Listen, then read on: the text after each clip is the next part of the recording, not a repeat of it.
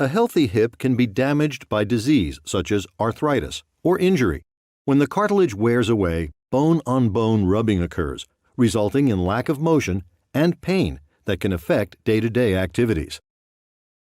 When non-surgical treatments are no longer effective, an orthopedic surgeon may recommend total hip replacement.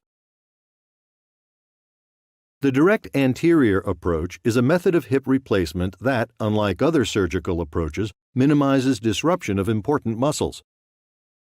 Consider the importance of these muscles.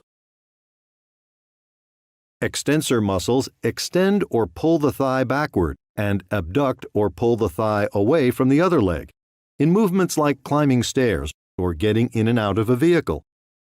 The hamstring muscles connect the back of the hip to the front of the knee, helping to pull the hip backward in extension. The external rotator muscles help to stabilize the joint. The adductor muscles of the inner thigh pull the leg inward toward the other. The hip flexors pull the thigh forward, for example, in kicking movements.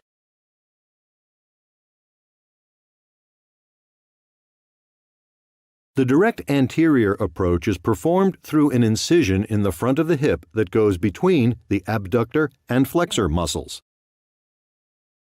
The surgeon is able to work through natural intervals between those important muscles without having to cut through them or detach them from their attachments to bone.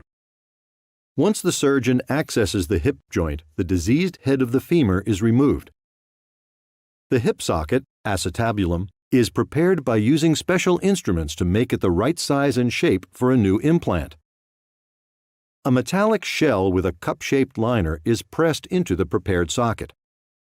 The femoral head is replaced with an artificial ball on a stem that goes down into the hollow part of the thigh bone and may be pressed into place or cemented, depending on the surgeon's preference.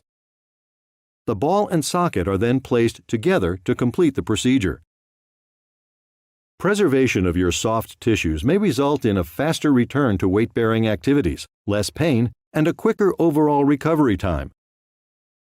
Keeping these muscles intact may also help reduce the likelihood of dislocation, which may occur when muscles weakened in surgery are not strong enough initially to keep the new femoral head in the socket. The patient can also avoid the pain of sitting on the incision site, since the anterior approach is performed through the front of the hip.